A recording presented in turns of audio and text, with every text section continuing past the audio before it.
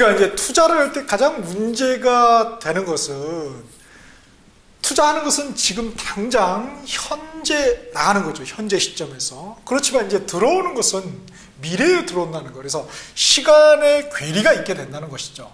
그러면은 이게 큰지 저게 큰지 결국은 출과 입을 비교를 해야 된다는 어떤 문제점이 있는데, 이 시간의 괴리 때문에 문제가 된다는 거예요.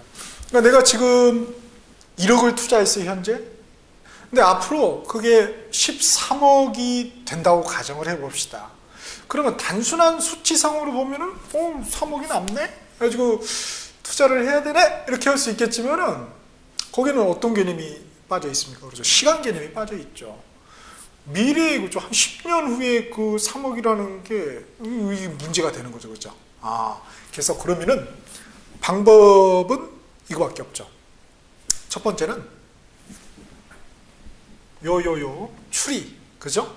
현재가 타임머신 타고 미래로 가던가, 요 미래에 있는 요 입을 갖다가 현재로 가지고 오던가, 이런 방법밖에 없는 거 아니에요. 그죠? 우리가 과거로 미래로 간다, 미래에서 다시 이 과거로 현재로 온다. 그럼 뭐예요? 우리 타임머신을 타잖아요. 타임머신 영화 Back to the Future 해가지고. 그거는 이제 물리적 타임머신이고, 우리 여기서는 뭐예요? 경제적 타임머신. 경제적 타임머신이 바로 뭐냐? 그게 바로 시간가치 계산법이다. 시간의 가치를 계산한다.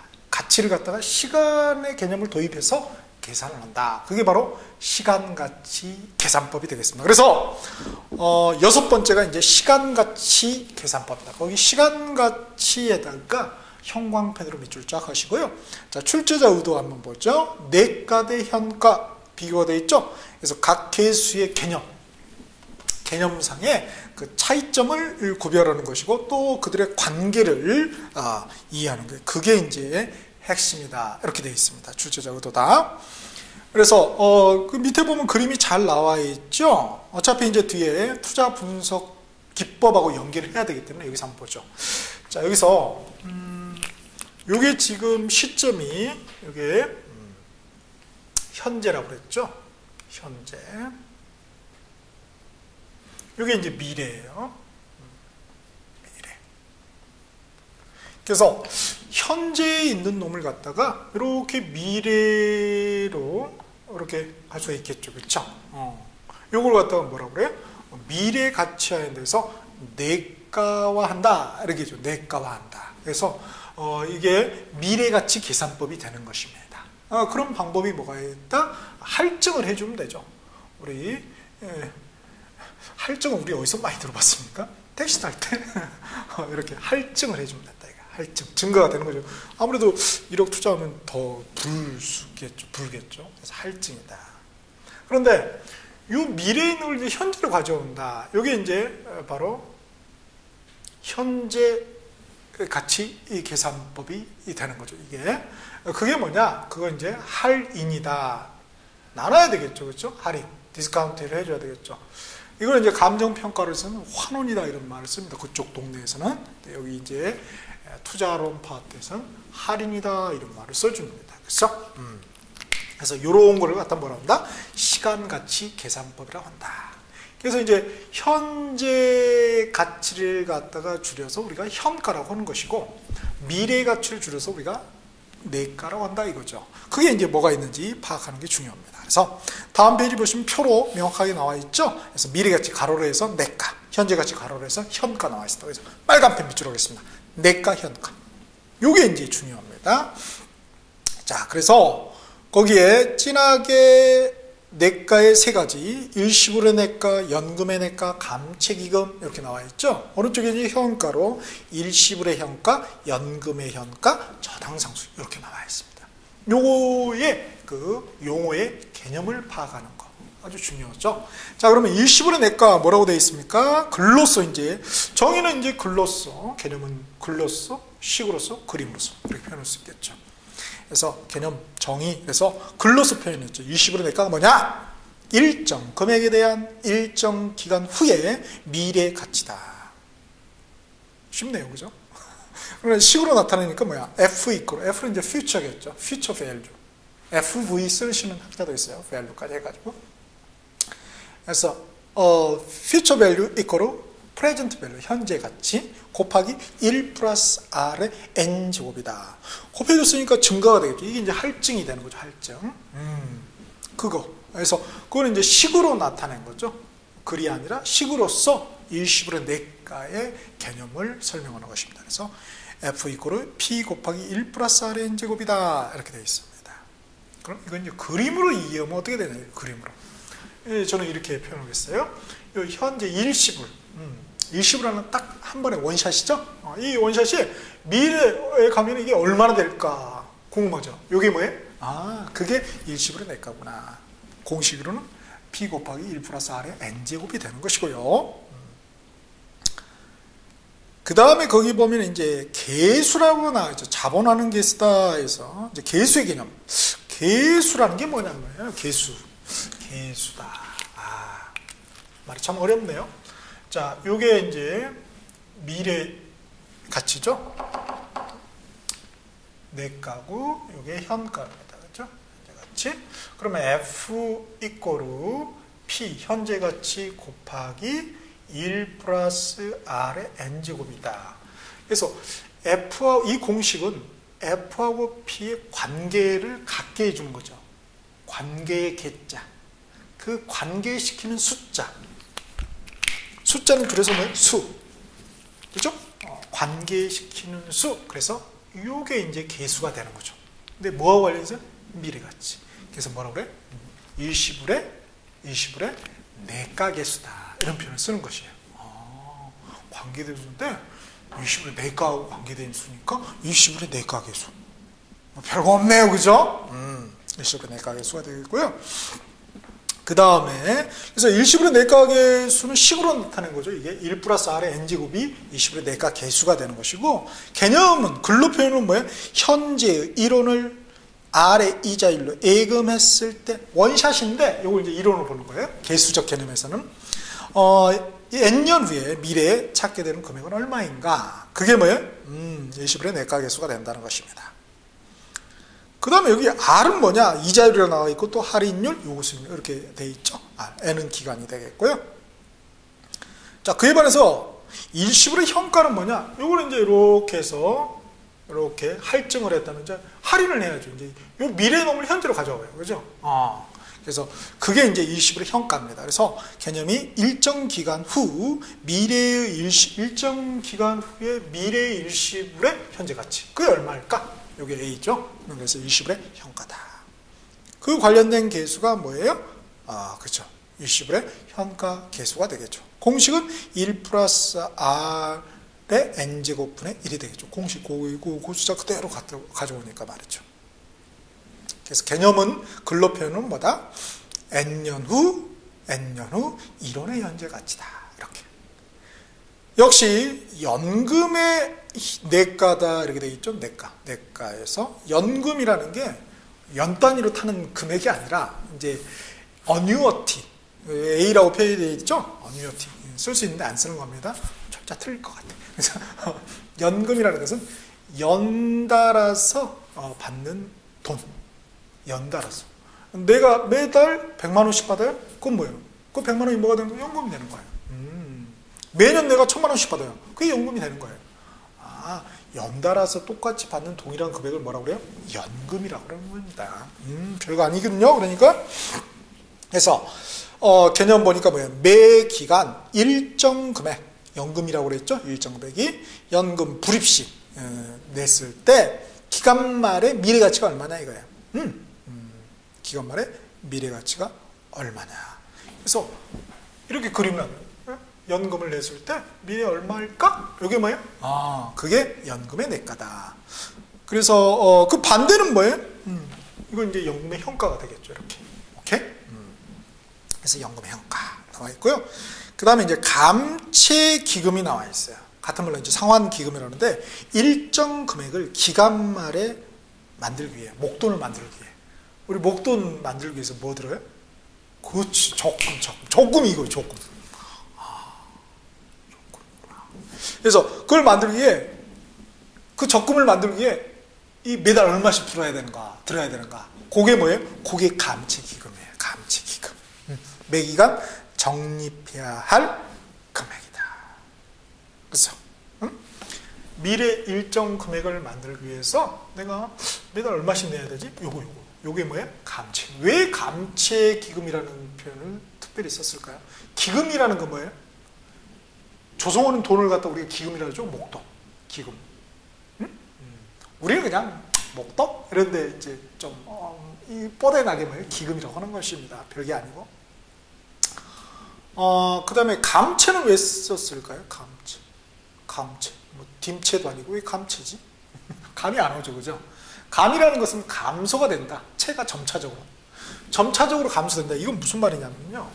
여기에 이제 이렇게 막 불입을 할 거 아니에요? 그러면 이제 이렇게 불입이 되겠죠. 그러면은 이제 전체적으로 내야 될 돈에서 뭐예요? 점점 줄어드는 거죠. 그게 줄어든다. 감채. 그치. 사실 다 그죠. 왜 학자들은 그렇게 어렵게 표현할까요? 먹고 살려고?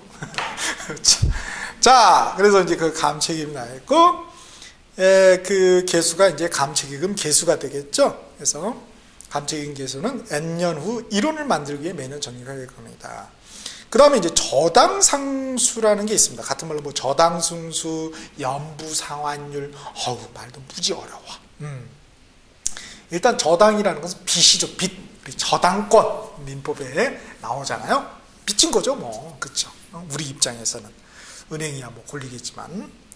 그 다음에 상수다. 상수는 뭐예요? 일정하다. 이게 상이죠. 항상 상자 한자로 일정한 수다. 그래서 빚과 관련된 일정한 수를 갖다가 빚값에 일정한 수 그러면 좀 그렇잖아. 그러니까 뭐예요? 멋있게 저당상수. 참 예술이네요. 예술인지 어려운 건지 모르겠죠. 하여튼 그래서 일정액을 빌렸을 때 매기간 갚아야 될 금액을 구할 때의 수다. 일정액을 빌렸어요, 목돈을. 그래서 그럼 매기간 얼마 갚아야지? 요거 구할 때 매기간 갚아야 될 금액은 뭐예요?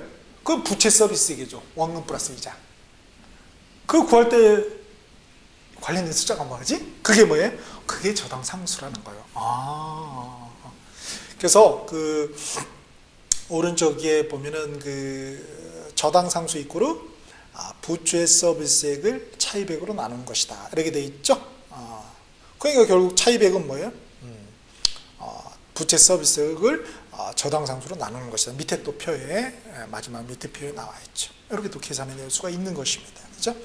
그리고 이제 차입액이라는 것은 우리 최대 융자 금액이다. 최대 대출 금액이다. 이런 또 개념으로 뒤에 또 나옵니다. 우리 옛날에는 이게 이런 게 이제 표로 나오고 그랬었는데 지금 다 컴퓨터가 다 알아서 하니까요, 그죠? 그래서 여러분들 자동차 이제 사실 할부할 때 이런 게 이제 관련이 되는 거죠, 사실 할부로 이렇게 할 때. 알게 모르게 다 관련이 돼 있어요, 실질적으로는. 우리 이제 잘 그게 이제 수학적으로, 통계적으로 이제 말을 안 하니까 그렇지. 왜냐하면 말하면 머리 아프니까 그냥 갚는 거죠, 그냥. 그죠? 자, 이렇게 돼 있습니다. 근데 이제 문제는 이 관련된 숫자가 바로 개수라고 그러죠, 개수. 이런 것들이 개수가 있는 거죠. 근데 이제 그 개수의 관계가 어떻게 되느냐. 역수관계, 특히 역수관계라는 뭐예요? 서로 곱해서 1이 되는 수를 역수라고 그러죠. 그래서 일시불의 내가계수의 역수는 일시불의 현가계수. 뭐 당연하죠. 1 플러스 R의 n제곱 곱하기 뭘 하면은 요놈에다 뭘 곱하면은 1이 되겠어요? 여기다 뭘 곱하면은 1이 되겠어요? 당연히 분모에 1 플러스 R의 n제곱분의 1을 하면 이렇게 해서 1이 되잖아요? 이게 뭐예요? 뭐죠? 일시불의 현가 계수잖아요.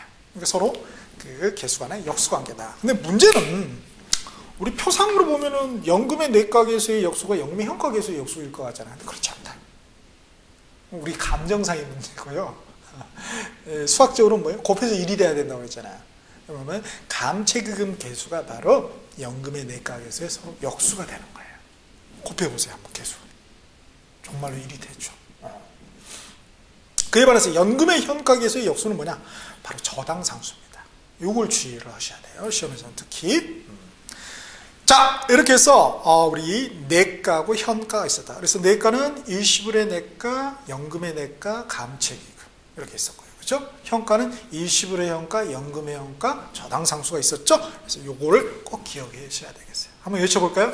내가, 현가, 그리고 각각 세 가지. 시작! 잘하셨습니다. 저분 안 하시네? 저주할 거야, 그냥 떨어지라고. 그냥. 농담이고요. 한번 외쳐보세요. 외쳐봐야지 이제 우리 육신이 기억하고 우리 영혼이 기억을 하겠죠. 자꾸 외쳐보는 게 중요합니다. 그렇죠? 그러면 옆에서 이제 집사람이나 남편분이 그러겠죠. 제 양반이 공인중개사를 공부하다 보니까 드디어 미치기 시작했나 봐. 미쳤나 봐. 애들도 엄마 아빠가 이상해. 아빠 엄마가 이상해 이런 말을 할 거예요. 그죠? 저도 강의 준비하다 외칩니다. 그러면 우리 애가 그래요. 엄마 왜? 아빠가 이상해. 왜 이렇게 할 거예요? 불광불급이라는 말이 있죠. 미치지 않으면은 미치지 못한다. 앞에는 미칠 광자고요. 뒤에는 미칠 급자입니다. 어디에 도달한다. 미치지 않으면 도달하지 못하는 거죠. 그래서 여러분 주변 사람이 놀래고 여러분 내가 이제 그 다음에는 가족이 놀래고 그렇죠? 주변 사람이 놀래고 최종적으로는 자기 자신이 자기를 봤을 때 놀랬을 때 그때 우리는 뭔가 성취를 할 수 있다고 봅니다. 여러분 충분히 여러분은 그런 잠재력을 가지고 있으실 것입니다. 그리고 그건 이제 켜내기만 하면 되는 거죠. 그렇죠? 자, 그래서 내가 현가 외치셨죠? 오케이. 그 다음에 이제 밑에 보면 영구연금의 현가다 이렇게 나와있죠. 영구는 뭐 맹구 친구가 영구인가? 뭐 이런 영구연금의 현가다. 영구라는 건 영원히. 우리 총론에서는 영속 이런 말을 썼죠. 여기서는 영구. 영속, 영구 그런 거예요. 야 이거 뺏겼네. 그럴까 봐서 여기서 뭐야? 우리 아니거든. 우리 그런 영구 아니야. 우리가 연구인지 아니? 그래서 연금의 현가 이렇게 쓰는 거죠. 영원히 들어온다. 연금이 말이죠. 계속 들어와. 1년에 1억씩 계속 죽을 때가 아니라 영원히 들어와요. 좋겠죠. 그렇죠? 그래서 연구 그리고 영원히 들어온 걸 갖다 현재 가치로 현가해보는 거예요. 영원히 들어온 걸 현가해본다. 그래서 예를 들어서 매년 1,000만 원씩 영원히 받을 경우 이것의 현가는 얼마인가? 단 요구 수익률은 5%다. 그럼 뭐예요? 연금의 현재 가치 현가는 이 연금을 이자율로 나눠주면 되죠? 그러니까 5%니까 0.05로 나누면 되죠. 아니면 5%로 해서 나누면 되죠. 그러면 2억 원이 되는 거예요. 그러니까 매년 1,000만 원씩 영원히 받는 것이나 그냥 일시불로 현재 가치로 2억 딱 받는 것이나 가치가 같다 똑같다? 같은 말이네요. 같다. 다르지 않고 같다. 우리 느낌은 어떻게 돼요? 영원히 받는 게 좋을 것 같죠. 그쵸? 야, 참 수학하고 우리 이 감정하고 좀 다른 것 같아. 좀 그죠? 그래서 그렇습니다. 그래도 나는 그냥 매년 1,000만 원씩 영원히 받겠다. 그러나 수학적으로는 수학자가 저보고 그러겠죠. 야, 이 또라이야. 같아, 이 바보야. 조삼 못 사죠. 제 머리가 그렇습니다. 그 다음에 이제 저당상수 개념이 중요하다고 그랬죠. 그래서 부채 서비스액을 차입액으로 나눠주는 것이다. 그래서 차입액, 결국 이제 차입액은 어떻게 구하면 돼요? 잘 계산해 주면 되죠. 차입액은 결국은 부채 서비스액 나누기 저당상수. 그래서 최대 융자 가능 금액이 있죠. 자, 거기에 파란 편을 밑줄을 봅시다. 최대 융자 가능 금액. 결국 부채 서비스를 저당상수로 나눠줍니다. 저당상수분의 1이 뭐예요? 결국은 연금의 현가 개수죠. 서로 역수니까. 같은 거죠. 그죠? 서로 역수니까. 그리고 역시 부채 서비스도 그렇게 또 표현을 해 줄 수가 있겠습니다. 다음 페이지 보시면 뭐 상환 비율, 잔금 비율이 나와 있고 뭐 또 상환 조견표 이렇게 나와 있습니다. 참고로 한번 읽어 보시고요. 이제 정작 중요한 것은 이게 우리가 투자를 할 것인가 말 것인가, 돈을 던질 것인가 말 것인가, 이거를 결정하는 게 중요한 거죠. 결국은 본 게임이 중요한 거예요. 본 게임. 그러면은 그 테크닉이 있겠죠. 이걸 어떤 뭐 지표가 있을 거 아니에요? 이럴 경우는 투자를 하고 이럴 경우는 투자하지 마세요. 이렇게 어떤 지표가 있을 거예요. 그런 테크닉, 방법이 있을 거예요. 그게 뭐예요? 투자 분석 기법이 있죠. 투자 타당한지 안 되는지, 투자 타당성 분석 기법. 그게 이제 7번 투자 타당성 분석 기법으로 되어 있습니다. 자, 첫 번째가 할인 현금 수지 분석법. 거기다 형광펜으로 밑줄 쫙! 별표가 무려 3개입니다. 자, 여기에 출제의 의도는 뭐냐? 날개 박스에 보시겠습니다. 첫 번째가 각 방법의 개념. 할인연금 수지 분석법이 3가지가 나오거든요. 그 개념이 뭐냐를 이해하는 것이고, 그래서 그 차이점도 집안 구별하고, 그 다음에 이제 거기에서 이제 순형가법이 있어요. 할인연금 수지 분석법에 이제 구체적으로 순형가법이 있는데, 그 순형가법상 순형가를 과연 내가 계산해낼 수 있겠는가? 수험생이 계산해낼 수 있겠는가? 그리고 내부 수익률법이 또 있습니다. 거기에서 요구 수익률도 계산해낼 수 있겠는가? 이렇게. 그렇죠. 이 계산 문제가 참 고민이죠. 그렇죠. 참 제일 그 안타까울 때가 나는 열심히 계산해서 풀었는데 틀렸어. 근데 옆에 친구는 어떻게 돼요? 찍어서 맞췄어. 열받아. 개거품 무는 거죠. 사실 이제 계산 문제는 가장 나중에 푸는 것이 좋습니다. 정이 안 되면 뭐예요? 그냥 함부로라 찍은 게 낫잖아요. 그죠? 하나의 수업 팁이죠. 자, 그래서 그런 게 이제 출제자 코드가 되겠고요. 이제 개념적으로 한번 볼까요? 그 그림이 이제 이거죠. 현재 나가는 돈은 이제 출이에요, 그죠? 들어온 건 입이고, 근데 미래에 들어온다 이거예요. 그러면은 이게 나가는 게 한 번만 나가는 게 여러 번 나가면은 합해줘야 되겠죠. 그래서 여기는 현금 유출이 되는 거죠. 현금 유출의 가치가 현재죠. 그러니까 현가죠. 현가의 합. 여러 번 나가니까. 그죠? 그 합하고, 요거는 뭐예요? 현금 유입의 매가의 합이죠. 근데 그건 비교할 수 없어요. 현재 가치를 할인을 해줘야죠. 그러니까 여기가, 요 놈을 이쪽으로 가져오면 현금 이제 유출이 아니라 유입이 되는 거죠. 유입의 현가의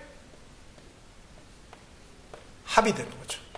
이 두 개를 비교해 주면 됩니다. 이 입하고 이 출을 비교해 주면 되죠. 그러면은 비교해서 결국 남아야지 투자할 거 아니에요. 남아야지. 그죠? 적어도 똔똔이는 돼야지. 손해는 안 보니까 투자하겠죠. 그러면 현금 유입의 현가의 합에서 현금 유출의 현가합을 어떻게 남는지 안 남는지 제일 쉬운 방법은 뭐예요? 그렇죠. 빼주면 되죠. 빼주면 된다. 이걸 빼주면 된다. 빼면은 뭐예요? 우리가 이게 괴가 덩어리 금광석이 있어요. 빼주면은 남는 게 뭐죠? 순금이 남죠. 역시 순현가, 현가에서 현가를 뺐으니까 당연히 뭐예요? 당연히 현가가 남겠죠. 근데 뭐예요?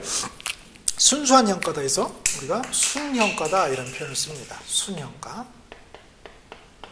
요게 뭐예요? 0보다 크거나 같아야지 남는 거잖아요. 그죠? 기준이. 그때 투자를 하는 거예요. 이런 방법을 뭐라고요? 법자만 붙이면 돼요. 순현가법. 그 다음에 조금 머리가 좀 특이하신 분들이 있죠. 나누라고 그랬는데 빼라고 그러는데 꼭 나누기를 하고 싶은 분이 있죠. 똑똑하신 분들.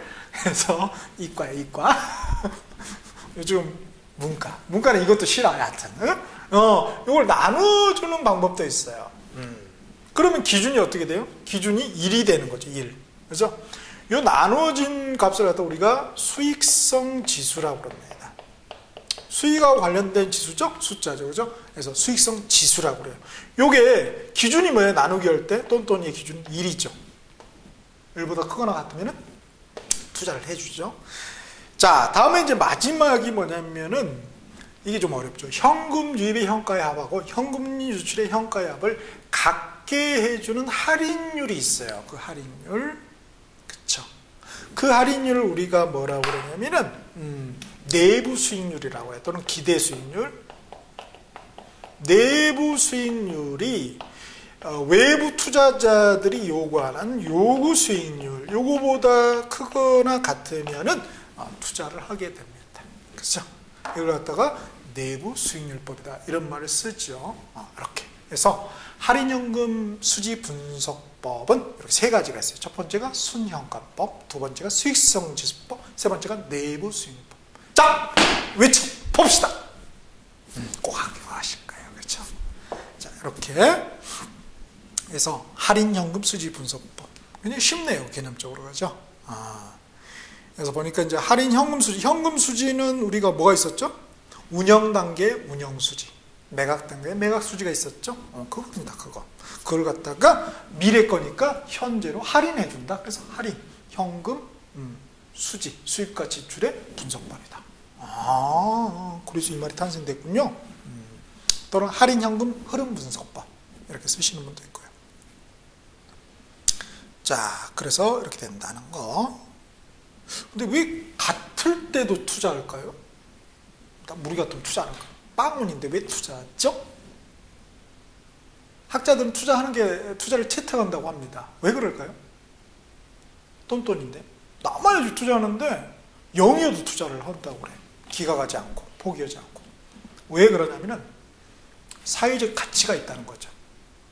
0이 됐다는 일단 손해는 안 본 거죠. 그리고 거기 직원들 고용했을 거 아니에요. 그리고 또 세금도 냈을 것이고 가치가 있다는 거예요. 그러니까 투자할 만한 가치가 있는 거죠. 오케이?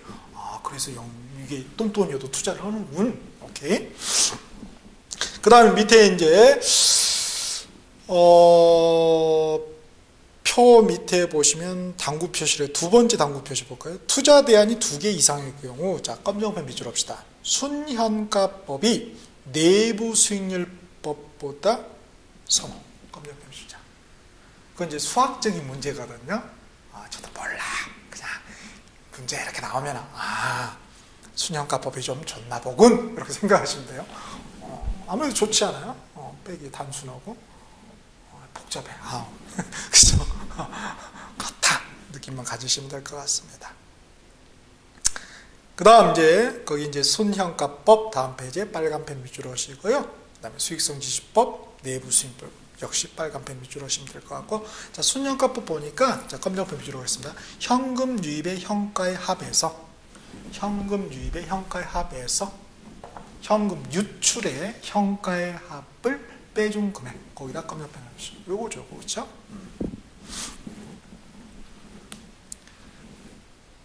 자, 그 다음에 오른쪽에 보면은 순현가법상 R은 할인율이다. 그런데 뭐다? 요구 수익률을 쓴다는 거야. 그래서 요구 수익률에다 검정펜 밑줄 하시고요. 따라서 순현가법은 사전에 요구 수익률이 있어야 쓸 수 있는 방법이죠. 가능하죠. 그 다음에 밑에 보면 연평균 순현가라는 게 있죠. 거기다 파란펜 밑줄 합시다. 이건 뭐예요? 검정펜. 연금화된 순현가다. 이걸 언제 쓰느냐? 화살표 보니까 사업기간이 서로 다른 투자 대안을 비교할 때 쓴다. 자, 검정펜 오죠? 기간 다른. 기간이 다를 때는 요걸 써야 되겠구나. 기간이 같아야 비교가 하는데 다를 때는 요걸 써줘야 된다는 거죠. 그죠? 연 단위로 쪼개봐야지 또 비교를 할 수 있는 그런 어려운 점이 있는 거죠. 그 다음 수익성 지수법은 같은 말로 뭐라고 그래요? 편익 비용 비율, BC, Benefit Cost Ratio. 왜 같은 말이 다르을까? 여튼 그래요. 편익 비용 비율이라고도 한다. 그래서 검정펜, 현금 유입의 현가의 합을 현금 유출의 현가의 합으로 나눈 지수를 말한다. 그렇죠? 그 다음에 밑에 당구 표시 보면 시그마 이런 거는 그죠? 버리세요 그냥. 있어 보이라고 써놓은 거죠 학자들이. 자, 그래서 결국 수익성 지수란 투자된 자금 이론에 대한 현금 유입의 현가의 크기를 말한다. 수익성 지수법은 검정펜 밑줄 합시다. 투자 금액이 서로 다른, 자, 금액 다른 에다 검정펜 밑줄 자. 그런 투자 대안을 비교할 때 기간이 다를 때는 뭐예요? 연평균 순현가. 그죠? 금액이 다르면은 수익성 지수법을 쓴다. 그 다음, 역시 수익성 지수법의 그 R도 뭐예요? 요구 수익률이죠. 순현가법처럼. 그러나 이제 내부 수익률법이 문제가 돼요. 자, 일단, 내부 수익률법에 즉, 이렇게 되어 있죠. 자, 검정펜을 합시다. 순현가가 0이 되게 하는 할인율. 수익성 지수가 1이 되게 할인율. 같은 말이죠? 그게 뭐예요? 내부 수익률법이다. 이게 같게 하는 할인율이잖아요. 같다는 것은 빼면은 0이 되는 것이고 나눠주게 되면 1이 되는 것이죠. 그렇죠? 자, 이렇게. 근데 오른쪽 보면은 내부 수익률법상 R은 뭐예요? 내부 수익률을 쓴다. 요구 수익률이 아니라는 거. 그죠? 그런 차이점. 그래서 사전에 요구 수익률, 내부 수익률법은 사전에 요구 수익률이 없어도 가능하죠. 왜? 요구 수익률 쓰지 않으니까. 그죠? 그래서 그런 점. 그 다음에 밑에 기대 수익률, 내부 수익률이 되어 있죠? 예상 수익을 갖다가 부동산 가치로 나눠주는 것이다. 그래서 기대 수익률이 이 요구 수익률보다 크면은 부동산 수요는 당연히 증가되겠죠. 투자를 채택하니까 수요는 증가돼. 그러면 가격이 올라가겠죠. 가격이 올라가면 뭐예요? 다시 이제 기대 수익률 떨어질 수밖에 없겠죠. 그래서 기대 수익률은 분자에 있고 공식상, 식상, 부동산 가치 가격은 분모이죠. 서로 반비례 관계죠, 그죠? 서로 반비례 관계다 이렇게 볼 수 있습니다. 다음에 이제 요구 수익률이 나와 있죠. 검정펜으로 밑으로 하시죠. 그래서 무위험률 플러스 위험 함축률 플러스 예상 인플레이션이 된다. 그래서 무위험률이 뭐냐? 오른쪽에 보면은 국공채 이자율 이런 것들을 말해요. 그 다음에 위험 할증률은 위험의 대가이다. 위험에 대한 대가율이죠. 그래서 요 두 개를 합쳐서 위험 조정 할인율을 한다. 이제 인플레이션까지 더하면 피셔 효과에 의한 요구 수익이다. 이런 개념을 쓰고 있다는 거죠.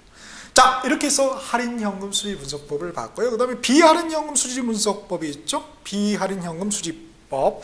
거기다가 빨간 펜으로 밑줄 하시고요. 단순회수기간법, 평균회계이익률 필요법이 있다. 검정펜 밑줄 하시고. 이런 건 뭐예요?